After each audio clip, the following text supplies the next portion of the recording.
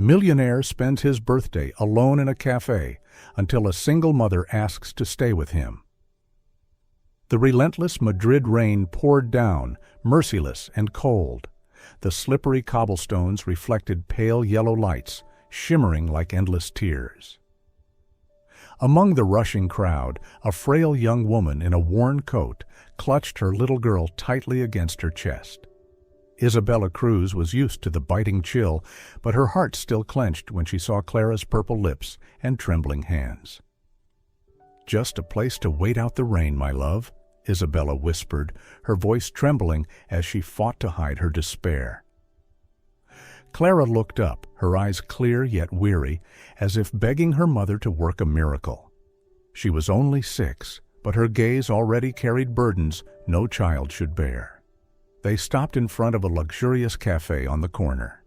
Through the wide glass window spilled warm golden light and the faint scent of pastries. Inside, men in tailored suits and elegant women laughed easily as though the storm outside belonged to another world.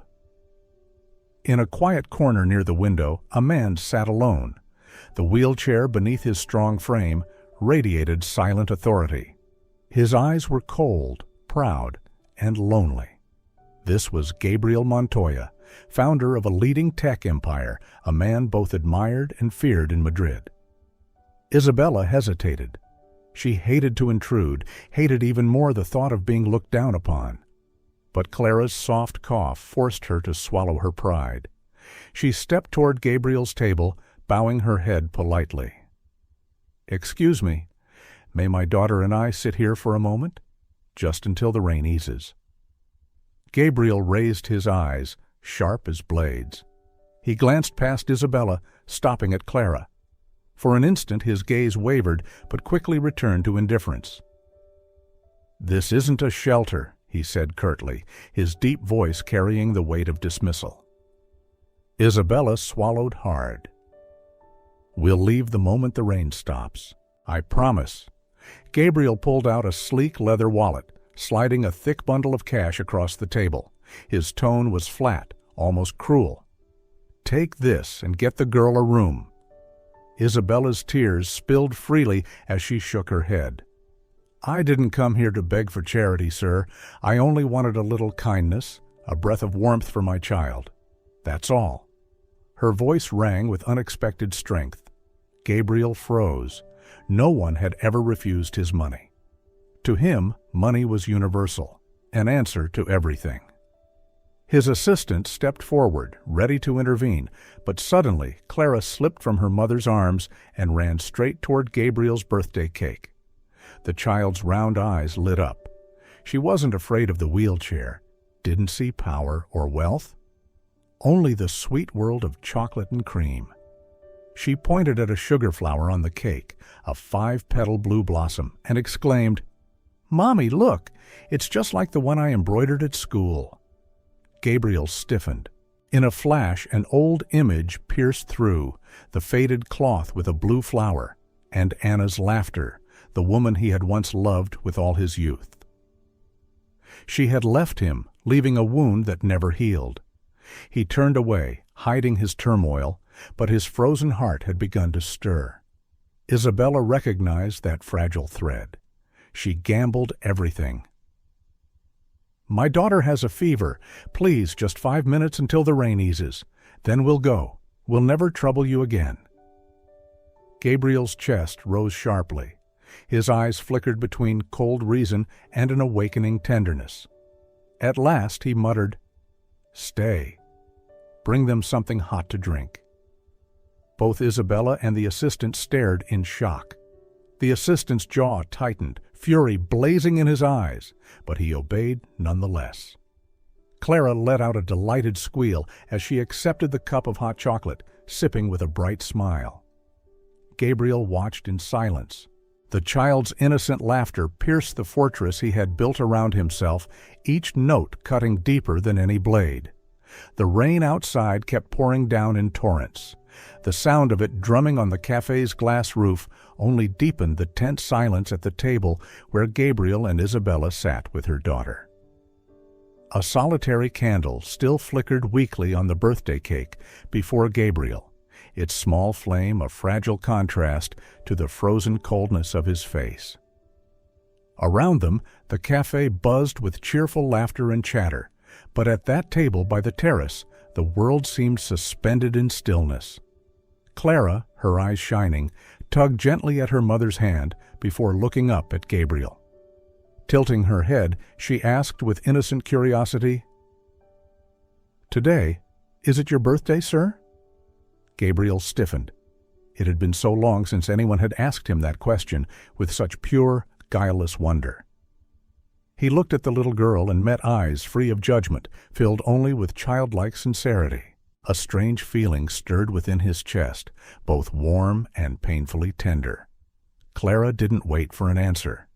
Smiling, she began to sing softly, "Happy birthday to you. Happy birthday to you."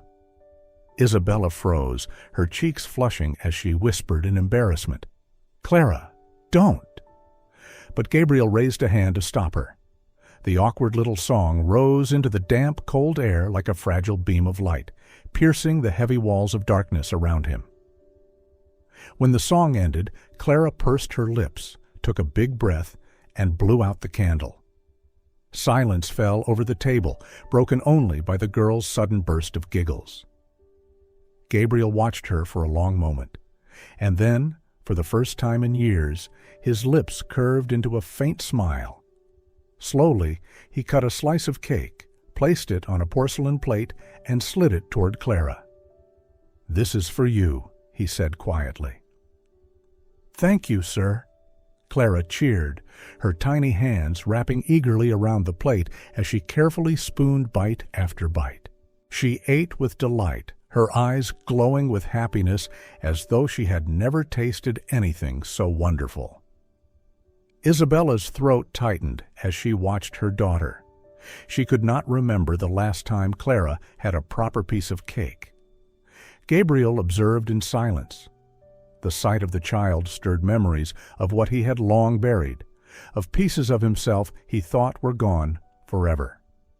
For a fleeting moment, the cold, empty table no longer felt desolate. When Clara was nearly finished, Gabriel finally spoke, his deep voice steady, but laden with weight. "You and the girl? Where do you live?" Isabella froze, her heart tightening. That simple question cut like a blade into the shame she had tried so hard to conceal. After a moment of silence, she bowed her head, her trembling hand clutching Clara's. "We have nowhere. I lost my job and then our home. Now we just wander." Gabriel's eyes darkened as he glanced at the empty plate before Clara. Slowly, a decision took shape within him, sharp and final. "I won't give you money." His voice was dry. Isabella flinched, lifting her gaze to meet his, but then he continued, "But if what you need is a roof, you and the girl may come to my estate. You will work there. In return, you will both have shelter and proper food." Isabella stood stunned. Clara, still carefree, licked her spoon, unaware that both their destinies had just shifted. In that instant, pride rose in Isabella, urging her to refuse, but when she saw the innocent smile still lingering on her daughter's lips, her pride shattered like glass. "For my daughter's sake," Isabella whispered, her eyes brimming red, "I accept." And so, just a few hours later, Gabriel's luxurious car carried Isabella and Clara away from the little cafe, gliding through the rain toward the Montoya estate, a place where a new door of fate was waiting to be opened.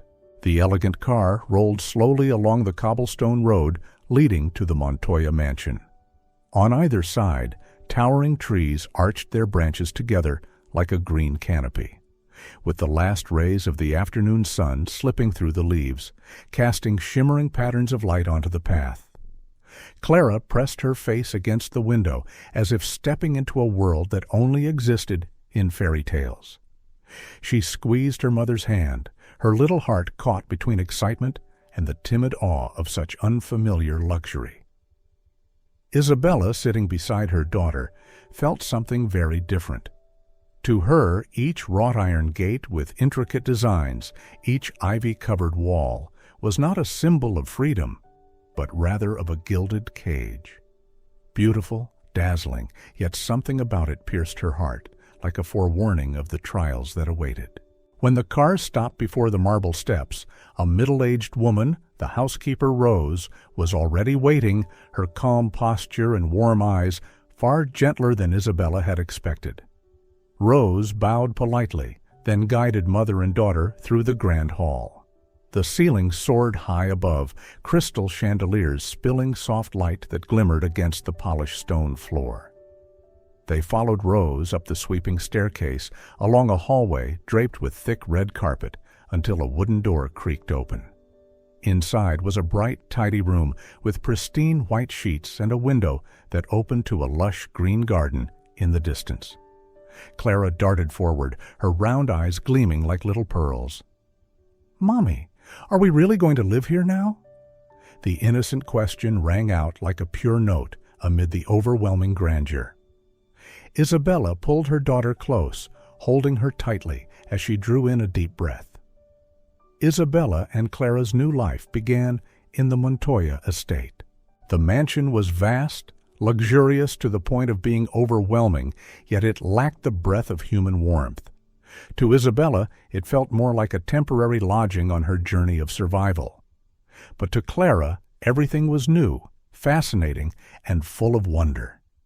During the day, Isabella threw herself into the tasks she was given, cleaning, doing laundry, washing dishes. Clara, not allowed to go to school, trailed after her mother all day long. The little girl never complained. On the contrary, she always tried to help in her own way. When Isabella bent down to scrub the floor, Clara grabbed a rag as well, sticking her bottom up and imitating her mother, scrubbing clumsily but with determination. Every so often, she looked up and grinned. "I'm helping you, Mommy." Isabella laughed, reaching out to ruffle her daughter's soft hair. In those moments, all her fatigue seemed to melt away. When Isabella washed dishes in the kitchen, Clara stood by her side, serious like a little old lady. "You're doing so well, Mommy. You wash faster than a superhero." Those clumsy little words of encouragement often brought tears to Isabella's eyes. What she didn't know was that all of these moments were being noticed by Gabriel. From the upstairs window, from a quiet hallway, he watched them silently. At first, Gabriel observed with detached curiosity. But the more he looked, the more he realized he was paying too much attention to the two of them. In Isabella's smile there was a quiet resilience, and in Clara's eyes a light he thought had vanished forever. One afternoon, as the sun cast golden light over the garden, Clara wandered into Gabriel's vast library. The room was quiet, filled with the scent of old wood and paper. Gabriel sat at his desk, his wheelchair positioned close to the shelves. The girl stood in the doorway, watching him for a long while. Then suddenly, with childlike innocence, Clara tilted her head and said, "I think your legs are just sleeping. My mommy says if something sleeps too long, you have to wake it up really gently." Gabriel froze. For a fleeting moment, he almost laughed, a reaction so foreign to him now. But he held it back, turning his face away to hide the strange spark stirring in his chest. Clara paid no mind to his silence. Her bright eyes roamed the room, stopping at the towering bookshelves. Then she exclaimed, "Sir, could you lend me a piece of paper and some colored pencils? It's been so long since I got to draw." Gabriel frowned slightly. He wasn't used to such innocent requests. But when his eyes met her eager gaze, his hand almost instinctively opened a drawer, pulling out a stack of blank paper and a box of colored pencils, long unused. "Fine, but don't make a mess of my desk," he said, his voice striving to remain cold. Clara beamed, clutching the paper tightly, then sat right down on the chair opposite him, beginning to scribble away. Slowly, childish lines formed into the shape of a small house, a mother, a child, and a man in a wheelchair. Gabriel unconsciously stopped working, his eyes lingering on her. In that innocent drawing, he felt a stirring he could hardly name, as though the little girl was gently knocking on a room in his heart that he had locked away long ago. From then on, Clara had her own little corner in the living room, where she drew dragons, mermaids, and a man in a wheelchair with wings sprouting from his back. "This is you flying to the magic world," she explained seriously. Gabriel looked at the drawing, then let out a laugh. A deep, rough laugh, real and unexpected. Isabella glanced over from the kitchen, and in that fleeting moment, she knew that something had changed. That late afternoon, the Montoya estate echoed with Gabriel's furious roar. Isabella, folding clothes in the kitchen, heard every word clearly. "I told you already. I don't need therapy. Get out now." The door slammed so hard that Clara startled and dropped her spoon. Isabella gathered her daughter into her arms, soothing her, though her own heart tightened. When she stepped into the hallway, she caught sight of the therapist hastily packing his tools, his face heavy with defeat, walking away under the icy gaze of Mrs. Delgado. Isabella understood. Gabriel had once again rejected every hand extended toward him, and for some reason that pierced her heart. That night, after Clara had fallen asleep, Isabella prepared a cup of hot tea and gently knocked on the study door. Gabriel sat alone under the yellow lamp, his shadow stretched long across the wall, smoke curling in the air before him. She stepped inside, her voice soft. "Excuse me, I brought you some tea." Gabriel frowned slightly, but when he met her calm gaze, he merely nodded. Isabella set the cup down on the desk, the scent of mint gently spreading, and after a moment of hesitation, she said, "I heard what happened with the doctor earlier today." Gabriel's eyes flashed cold, his voice sharp as a blade. "Do you want to lecture me too?" Isabella shook her head, her lips trembling but her tone steady. "No, I only want to say, if you'll allow me, I can help." Gabriel let out a brief laugh, leaning toward mockery. "You? A maid? You think you're better than a doctor?" Isabella drew in a deep breath, her eyes clouded with old memories. "My mother was paralyzed once. I learned rehabilitation to take care of her. I know how to massage, how to keep the muscles from wasting away. I'm not a doctor, but I can be patient. If you agree, I want to try." The room sank into silence. Gabriel stared at her for a long time, as if trying to strip away layers to find any hidden lie. But all he saw was sincerity, and a quiet pain that mirrored his own. At last he exhaled, his voice breaking slightly. "You are strange, Isabella. Aren't you afraid of me?" She smiled faintly, her eyes shining under the lamp. "I don't see anything to fear. All I see is a man in pain." Gabriel trembled briefly under her gaze, quickly turning away, but inside, a thin layer of ice had begun to melt. From that day on, Isabella took on a new, silent duty. Each morning, she set his medicine beside the black coffee Gabriel always drank. In the afternoons, under sunlight slanting through the large windows, she sat quietly beside him, her gentle hands massaging the legs that seemed fated to slumber forever. At first, Gabriel tensed in resistance, but gradually he realized that from her hands radiated a warmth that dispelled the chill clinging to him for years. Many times he caught Isabella bowing her head in concentration, beads of sweat on her forehead, and in those fleeting moments a strange light flickered in his eyes, a light meant only for her. One afternoon his voice broke the silence, almost a whisper. "You are very patient." Isabella looked up, smiling. "Because I believe whatever sleeps too long can always be awakened. Your legs are no different." Gabriel froze, staring at her, his eyes no longer cold, but filled with astonishment, fragility, and a nameless feeling quietly stirring to life within him. Clara sat beside Gabriel during the physical therapy sessions, whispering encouragements as if casting a spell. "Come on, Uncle Gabriel, you can do it. Every time you lift your leg, you level up." She even created a medal system out of colored paper.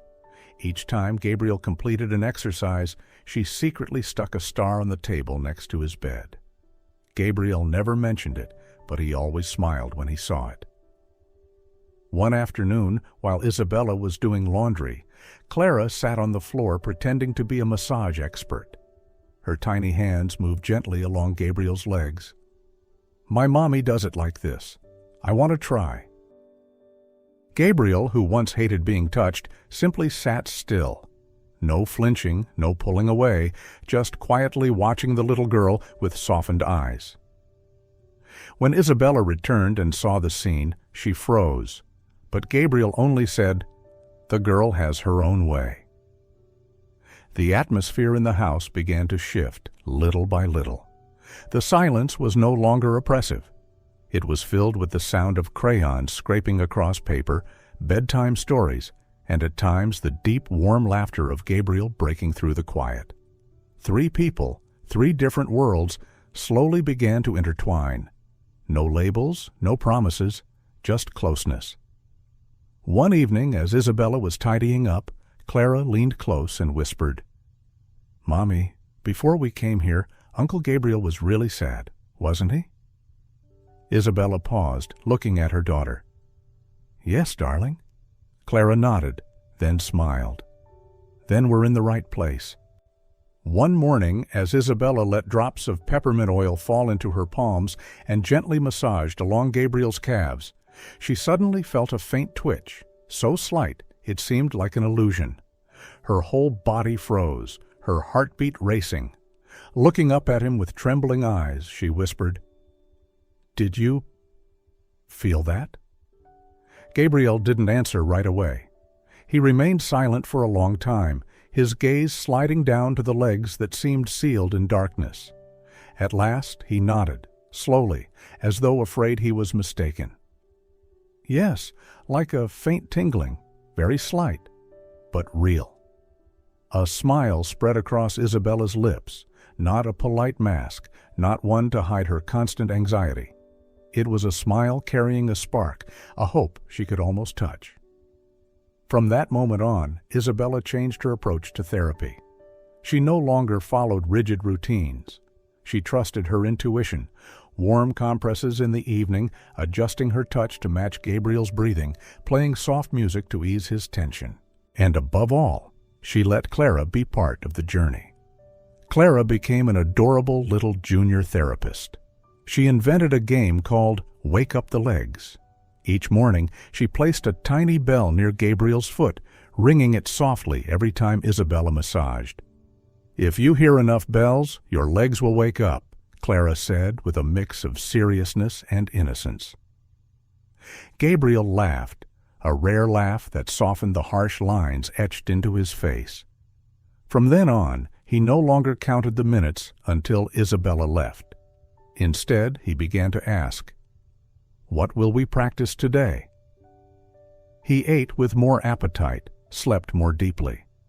The long nights no longer echoed with restless sighs, but with dreams, sometimes filled with Clara's ringing laughter, sometimes with visions of himself walking under the sun. One afternoon, while practicing leg flexes, Gabriel whispered, "I feel something moving, very faintly." Isabella didn't let her excitement burst out. She only took his hand, giving it a gentle squeeze. Then, it's beginning. Each small victory was marked by Clara with a paper star pasted on the wall, not as a prize, but as a reminder. You're moving toward the light. And indeed, Gabriel was no longer a man drowning in darkness. He asked Isabella to open every curtain, letting sunlight flood the room. In his eyes now, something had changed. No longer the distant look of master and servant, but a tender, lingering gaze meant for the 2 people who truly mattered in his life. One morning, as Isabella helped him sit up, Gabriel suddenly asked, his deep voice warm yet tinged with unease, If one day I walk again, do you think everything will change?" Isabella paused, her deep eyes meeting his. She didn't smile. She simply answered softly, "I think everything has already changed, not because you'll walk again, but because you've begun to live again." Time passed, and the once cold house now glowed with warmth, not only because sunlight streamed through the windows, but because of the vibrant presence of Isabella and Clara. But just as Gabriel's heart was beginning to open, a figure from the past returned, bringing with it wounds that had never healed. That afternoon, as the rain drizzled down, Gabriel sat in his study, while Isabella was guiding Clara in writing letters at the small kitchen table. The sound of the gate bell rang out. Rosa entered, her voice filled with excitement. "Sir, there is a visitor. She says her name is Adriana." Isabella froze for a moment. The name meant nothing to her, but the flicker of unease in Rosa's eyes and Gabriel's unusual silence were more than enough to signal its weight. Gabriel looked up, his usually calm face suddenly stiffening. After a few seconds, he gave the order. "Bring her in." The woman walked into the living room in an elegant dress, her movements graceful. Time had left its trace at the corners of her eyes, but her old allure remained intact. Isabella gripped Clara's hand and stepped back, instinctively wanting to avoid the strange air that had swept into the room. "Gabriel!" The woman's voice trembled, carrying both shyness and longing. "I've come back."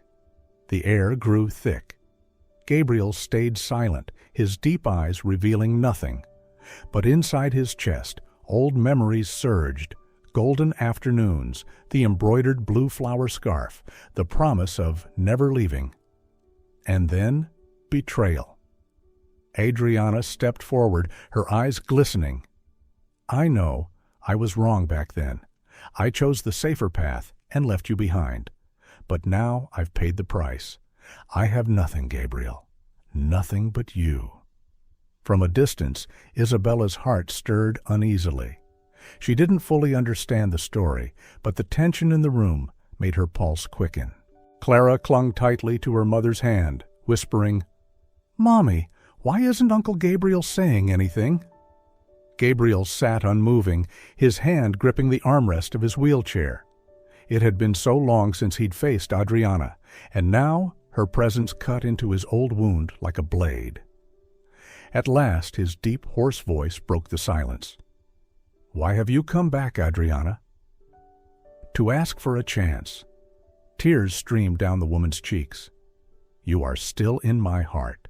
We can start over."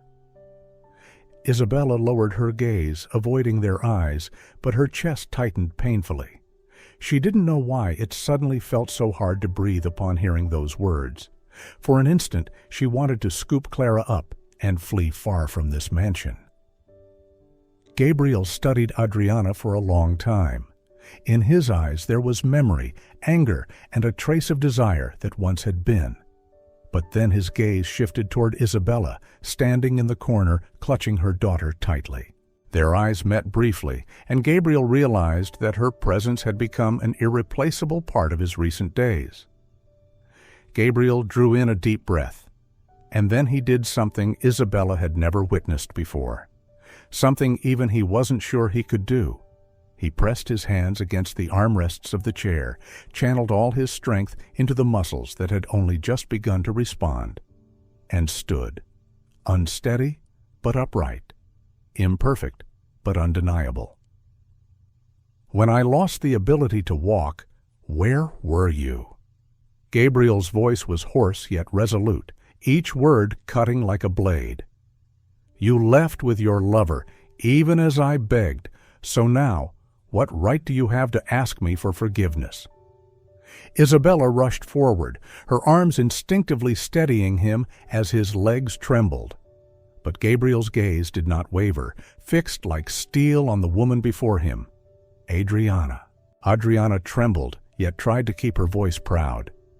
"Is it because of her? You're rejecting me. Because of her, aren't you? I've heard the servants talk. You picked her up off the streets, and now you smile more whenever she's around." Isabella stiffened, gripping Gabriel's arm as if to reassure him, but he didn't let Adriana speak another word. "Get out of my life." His voice was like ice without a crack of weakness. "And never again dare insult the one who has always stood by me. Get out!" The words fell like a final verdict, extinguishing the last ember of the past. Isabella looked up at him, the man who had once sat motionless in darkness, now standing on sheer willpower, shielding her as though she were something beyond price. Clara leapt up and ran to grasp Gabriel's hand. Her tiny fingers trembled, but her eyes shone with resolve, as if speaking for him without words. Adriana froze, her chest heaving, but she could not utter a single word. And for the first time, she saw the undeniable truth. She had lost him completely.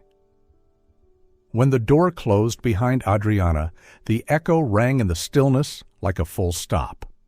Gabriel sank back into his chair, his breath ragged, sweat beading on his forehead.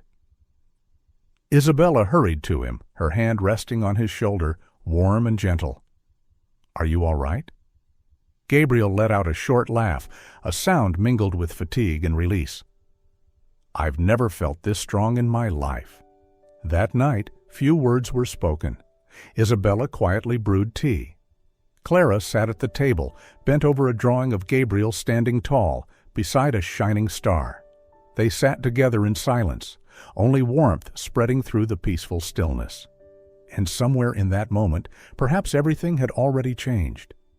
From the day Adriana left, nothing more had to be hidden. Gabriel no longer avoided Isabella's gaze, nor did he flinch at Clara's sudden embraces. Meals for the three of them became routine. In his work, Isabella still called him Mr. Hale, but outside of those hours, the way she looked at him had shifted, and the way he looked at her was no longer the same. They did not rush, neither spoke the word love, neither gave a name to what was growing in their hearts. Yet everything they shared, the gentle touches, the silent glances, the evenings spent together under the dim lamp, carried a sacred meaning beyond any definition. Clara remained the tender bridge between them.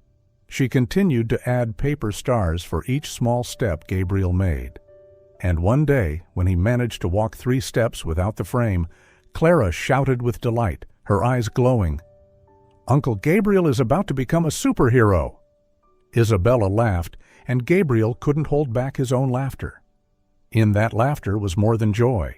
It carried release, a silent promise, a declaration that needed no words. We are truly alive. One evening, after Clara had been lulled to sleep, Gabriel and Isabella sat together on the porch. The air was cool and fresh, carrying the faint scent of wild grass after the rain. Isabella draped a shawl over his shoulders before sitting down beside him. Gabriel looked at her directly. "I don't know how to say this, but if you agree, I want this to be forever." Isabella didn't answer right away. She simply took his hand, the hand that had once been cold with despair, now slowly warming again. "I think it began a long time ago." The next morning, Clara skipped around the house, declaring to her imaginary kingdom, "Mommy and Uncle Gabriel are getting married. Everyone has to dress really fancy." Gabriel chuckled. Isabella blushed, but neither of them denied it. Because what they had was not just love, it was a family. They didn't hold a lavish wedding. No designer gown, no grand church, no glittering bridesmaids. Only a gentle sunny afternoon in the backyard, a few close friends, wildflowers picked from the woods, and a checkered tablecloth spread over a folding table. But in that place, they had everything they needed to begin something eternal. Gabriel sat in a wooden chair beneath the maple tree, sunlight filtering through the leaves, falling softly across his shoulders. Isabella stepped out of the house in a simple white dress, her hair tied with a pale blue ribbon. Plain, yet strikingly graceful.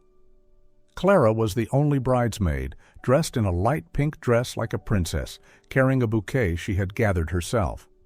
Each of her steps on the grass came with a peal of pure laughter. Isabella came to Gabriel's side. He looked up at her, his eyes shining as though he was seeing the most beautiful thing in his life. Not Isabella in a wedding dress, but Isabella, the woman who had walked beside him through his darkest days. "There was a time I thought no one could ever love a man like me again," Gabriel whispered, his voice trembling. Isabella squeezed his hand, smiling. "I don't love a man like you. I love you." The officiant was an elderly neighbor, the same woman who had once brought Isabella banana bread when she first moved in.